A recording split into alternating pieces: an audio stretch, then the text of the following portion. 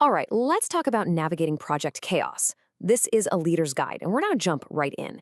We're talking about that moment every leader dreads when a project just starts to spin out of control. We're going to break down how you can do more than just survive that storm, how you can actually lead through it. So, does this feel familiar? Is your project sinking?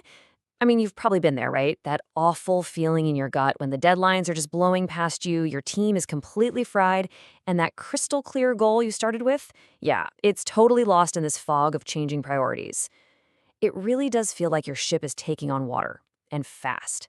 So let's get into why this happens and, the important part, what you can actually do about it.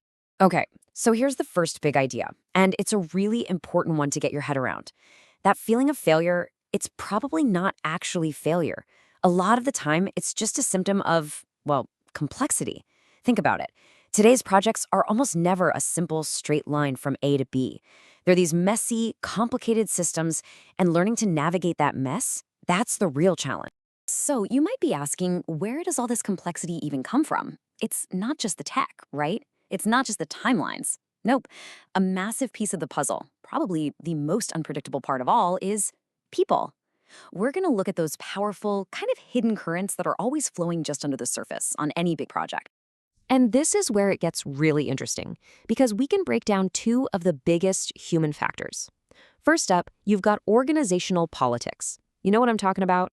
That invisible web of who has influence, who's got their own agenda. It's in every single company. Then on the other side, you've got change resistance. This is just that gut reaction people have to dig their heels in when something new comes along. It's that fear of the unknown. And let me tell you, if you're not paying attention to these two, they will act like a giant anchor, dragging your project to a halt. Okay, so when all these forces, the complexity, the politics, that resistance, when they all start to pile up and just overwhelm the project, you are going to find yourself at a critical crossroads. And I want to be clear, this is not a moment of failure. This is a moment of leadership. This is where you, as the leader, have to step up and make one of the absolute toughest calls there is. And what's that decision? It really boils down to this one question: recover or retreat? Do you pull everything together, rally the troops, and go for a full-on project recovery? Or is the smarter play actually to retreat, to cut your losses and live to fight another day? There's definitely no easy answer here, but what's essential is that you make a choice. All right, so let's say you decide to go for it. You're going to recover this thing. You can't just tell everyone to work harder. That's not a strategy. You need a real plan, and it's basically these 4 Rs. First, you got to reassess, and I mean a brutally honest look at where things really are. No sugarcoating. Second, you realign the team. Get everyone back on the same page, focused on the same goal. Third, and this one is so important, you redefine what success even looks like now. The original goal might be impossible, so maybe success isn't launching by Q1 anymore. Maybe it's launching a solid core product by Q2. See the difference? And finally, you relaunch. You go again, but this time with total clarity and a renewed sense of purpose. But look, sometimes recovery just isn't in the cards. And honestly, the bravest thing a leader can do is decide to pull the plug. This is not giving up, it's a strategic retreat. So here are the project stop signs you need to be watching for. First, has the project just lost its strategic alignment? Like, does it even make sense for the company anymore? Second, are you just out of gas? Are your resources, your money, your people's time totally drained? And third, has the risk level just gotten way too high, totally unacceptable? If you're seeing these signs, recognizing them, and acting on them, well, that's what real responsible leadership is all about. So, whether you managed to recover the project or you made the tough call to retreat, the job is not over. In fact, you could say the most valuable part is just starting. It's time to sift through the wreckage and find the wisdom hiding in there. And the best tool for that? It's called a post-mortem analysis. Now, I know that sounds a little grim, but it's just a structured way to review what happened. The number one rule here is that it is not about pointing fingers or assigning blame. It's about dissecting the project, the good, the bad, the whole shebang, so you can pull out those super valuable lessons for next time. So what are you actually trying to do here? It's pretty straightforward. First, you identify what actually went well, and you celebrate those wins.